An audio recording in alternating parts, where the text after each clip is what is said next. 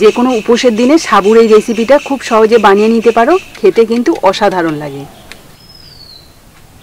নমস্কার বন্ধুরা, আমি সাবিত্রী। ভিল স্টোরি চ্যানেলে সবাইকে স্বাগত জানিয়ে চলে এলাম রান্নাঘরে। আর আজ আমি তোমাদের সাথে শেয়ার করব সাবুর একটা দারুণ রেসিপি, যেটা উপোসের দিনে পেট ভরে খেতে পারবে।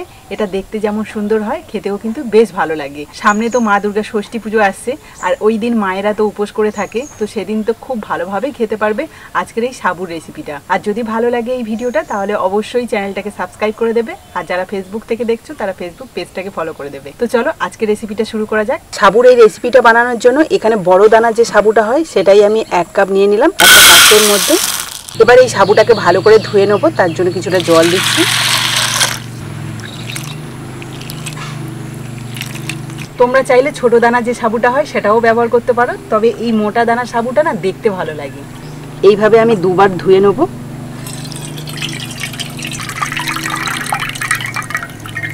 এবার আমি রান্নাটা করব, তার জন্য উনুন ধরিয়ে একটা কড়াই বসিয়ে দিচ্ছি। কড়াইতে প্রথমে দিয়ে দিচ্ছি অল্প একটু তেল। এখানে দেখো 1/2 কাপ মুগ ডাল আমি আগে থেকে ধুয়ে রেখেছিলাম, আর সেটাই এখন এই তেলের মধ্যে দিয়ে ভালো করে ভেজে নেব।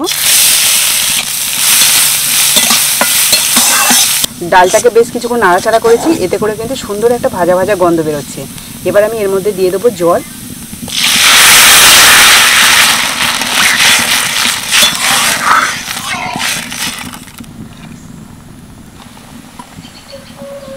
বেশ কিছুক্ষণ জ্বালানি দিয়ে ডালটাকে সিদ্ধ করে নিয়েছি, প্রায় 50% কি 60% মতো সিদ্ধ করেছি। এবার আমি এর মধ্যে দিয়ে দেবো অল্প একটু গাজর কুচি আর অল্প একটু আলু কুচি, আর এগুলোকে আমি ডুমো ডুমো করে কেটে নিয়েছি। তোমরা চাইলে লম্বা লম্বাও কেটে নিতে পারো। এবার এর মধ্যে দিয়ে দিচ্ছি, আর দিয়ে দেবো ধুয়ে রাখা সাবুদানা। অল্প একটু জল লাগবে, তার জন্য প্রায় 1 কাপ মতো জল দিয়ে দেবো। দিয়ে দিচ্ছি কুচিয়ে রাখা অল্প একটু আদা। সবকিছু আর একটু ভালো করে সিদ্ধ করে নেব। বেশ কিছুক্ষণ জ্বালানি দিয়েছি, এতে করে কিন্তু সাবুদানা প্লাস এই যে গাজর আলু দিয়েছিলাম সেগুলো কিন্তু সিদ্ধ হয়ে গেছে। এখানে আমি একটা 10 টাকা দামের গুঁড়ো দুধের প্যাকেট নিয়ে সেটাকে লিকুইড বানিয়ে নিয়েছি, সেটাই দিয়ে দিচ্ছি। দিয়ে দেবো স্বাদ মতো নুন। নুন আর দুধ দিয়ে একটুখানি নাড়াচাড়া করে নিলাম। এবার এটাকে নামিয়ে রাখবো। এখানে আমি কয়েকটা চীনাবাদাম নিয়েছি, এগুলোকে এবার তেলের মধ্যে ভেজে নেব। তার জন্য অল্প একটু সাদা তেল দিয়ে দিলাম। দিয়ে দিচ্ছি চীনাবাদাম। বাদামগুলো ভাজার সময় আমি আঁচটাকে লো রেখেছি, এতে করে কিন্তু বাদামগুলো খুব সুন্দর ভাজা হবে। এই ভেজে নেওয়া বাদামগুলোকে তুলে একটা পাত্রে রাখবো। এবার একটা ফোড়ন রেডি করব, তার জন্য এই তেলের মধ্যে দিয়ে দিচ্ছি 1/2 চামচ ঘি, 2টো শুকনো লঙ্কা, অল্প একটু সাদা জিরে, 4টে চিড়ে নেওয়া কাঁচা লঙ্কা, অল্প একটু নারকেল কুচি, কয়েকটা কাজু কিশমিশ, অল্প একটু টমেটো কুচি। হালকা করে সব কিছু ভেজে নেব। এই রান্নাটা যেহেতু উপোসের দিনের জন্য রান্না, সেই জন্য কিন্তু এর মধ্যে হলুদ গুঁড়ো বা লঙ্কা গুঁড়ো কিছুই ব্যবহার করছি না। এবার দিয়ে দেবো সিদ্ধ করে নেওয়া ডাল, সবজি আর সাবু।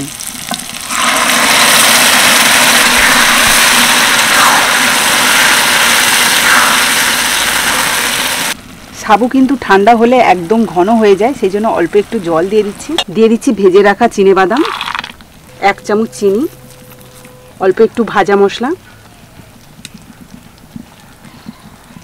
আর সব শেষে দিয়ে দিচ্ছি অল্প একটু ধনেপাতা কুচি।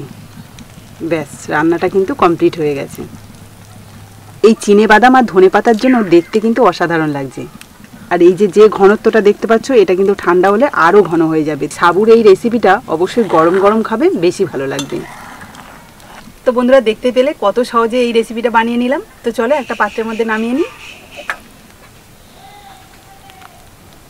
নামানোর পর এই সাবুর রেসিপিটা কত সুন্দর দেখতে লাগছে দেখো। কেউ কি দেখে বুঝতে পারবে উপোসের দিনে এত সুন্দর একটা রান্না করা যায়? তো চলো এবার আমি এখান থেকে অল্প একটু নিয়ে এর স্বাদটা কেমন হয়েছে একটু খেয়ে বলি।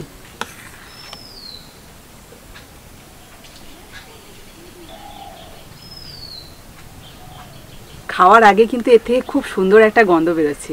তো চলো এবার খেয়ে দেখি।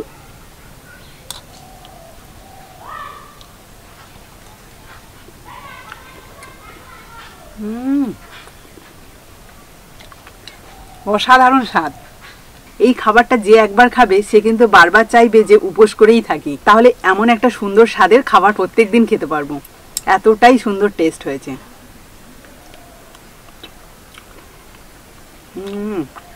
আর এটা কিন্তু অল্প খেলেই পেট ভরে যাবে যেহেতু সাবু রয়েছে।